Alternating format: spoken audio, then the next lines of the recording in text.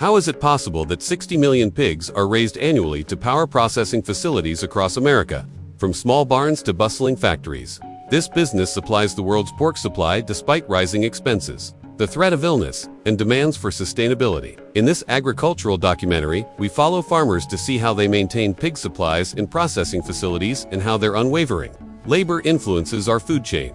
We explore the unrelenting rhythm of pig farming in this farming documentary, where each chore gets the pigs ready for the processing facility. Introducing John, a third-generation Iowa farmer who inspects his barns first thing in the morning. He argues that one sick pig can spread trouble fast. Closely examining each animal's eyes and hearing to identify problems early, John uses a cheap and easy method to maintain his herd healthy for the processing factory. He adds a little apple cider vinegar to their drink to increase immunity. He farms Berkshire pigs for their rich flavor and Hampshire pigs for their lean flesh, both of which are valued by processing plants for premium cuts of pork. In order to ensure that the pigs develop consistently toward the 250-pound target set by the processing industry, John grinds corn and soybeans fine to facilitate digestion. Feeding these pigs is an exact art. Maria, a farmer in Louisiana, reduces expenses by adding extra squash to the feed. My pigs gobble it up, and I save 20% on feed.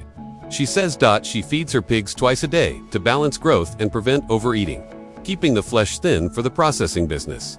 At 75 pounds, a growing pig consumes roughly 1 pound of feed per day. As they become older, they scale to 7 pounds and 7 gallons of water. The atmosphere in the barn is equally important. Pigs can browse in pastures thanks to John's free-range arrangement, which improves the quality of the meat for the processing plant.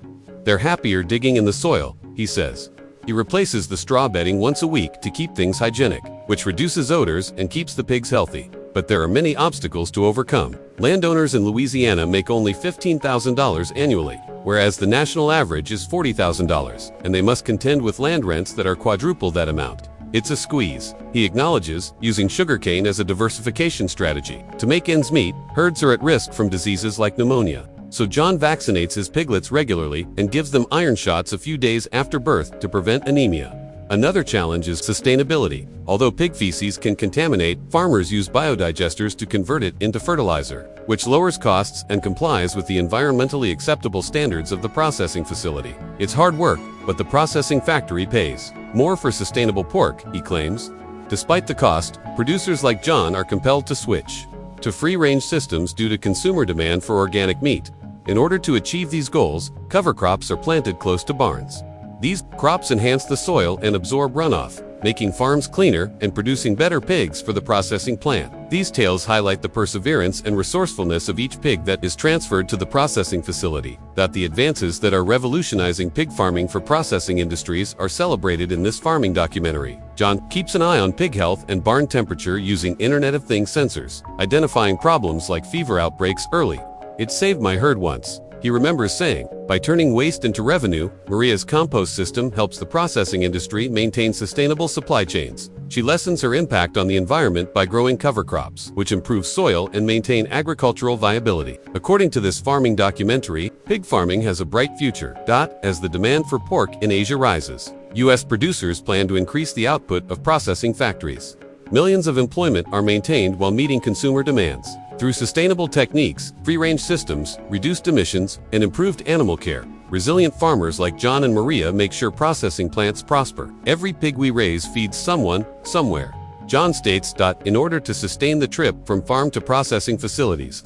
This farming documentary encourages you to choose sustainable pork.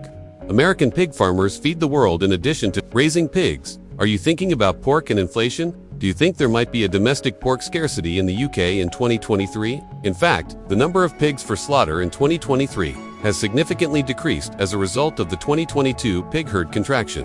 As a result, output quantities have decreased by 11% annually. It is no secret that the supply of pigs in the UK is still extremely limited. In recent years, the number of pig farms in the United Kingdom has been declining. Larger, more contemporary farms have replaced many small farms that have merged or closed. Pig farms have been growing in size even as the number of farms has been decreasing. Approximately 5.19 million pigs were bred on agricultural farms in the nation in 2022. According to AHDB statistics, They use industrial farming, where vast farms use contemporary technologies to boost output. About 355,000 of the 4,683 pig herds in the UK as of June 2023 were breeding pigs raised on small and medium-sized farms, an 11% decrease from the same time the previous year. About 120 pigs can be transported by this vehicle to a food plant. There is non-slip material on the truck's floor. Are you prepared to see the next amazing scene? Pigs weighing between 220 and 265 pounds are free-ranging in the cattle area not far from the farm. They still have no idea that they will one day be sold to food plants and used as a common food source by people. To assist in guiding the pigs aboard the truck, they employ chocks. The workers' tenderness is one aspect of this process that is highlighted. Pigs must be loaded carefully and properly during the entire procedure to prevent stress and injuries that could lower the pork's quality. To weigh the pigs and obtain the required permissions for the journey, the truck is outfitted with an electronic scale system. The driver will begin the trip to transport the pigs to the food factory after speaking with the farmer. We've heard that there will be more fascinating content in the coming minutes. If you like and share this video, the pigs will rest in the humane processing and storage areas once they have reached the safe food facility. Before workers drain their blood and sanitize them, they are stunned with CO gas. All of the pig's organs and hair are taken out. The carcasses of the pigs are then transported to the dividing line. In order to keep the pig fresh throughout the production procedure, the food plant here keeps the temperature below 10 degrees Celsius. Workers divide the pig's body into several sections, such as the shoulder, rump, and belly, with the aid of tools, including saws, cutters, and hanging troughs. The next line of workers will keep separating the pork into sections like fat, ribs, shoulder, loin, and ham. To get ready for other processing steps in the food plant. The thigh meat is deboned and defatted. Before the meat leaves the food facility, it is lastly quality inspected and packaged to guarantee food safety. Concerning the way employees skin animals, we have been questioned. What are the keys to growing animals using both conventional and modern techniques? Discover how farms influence the food we eat on a daily basis by exploring this hidden world in ways we never could have predicted. Artificial intelligence is transforming the animal processing sector.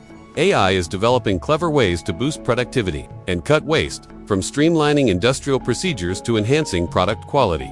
But what actually occurs when the food on our tables is combined with this technology? Discover the enigmatic realm in this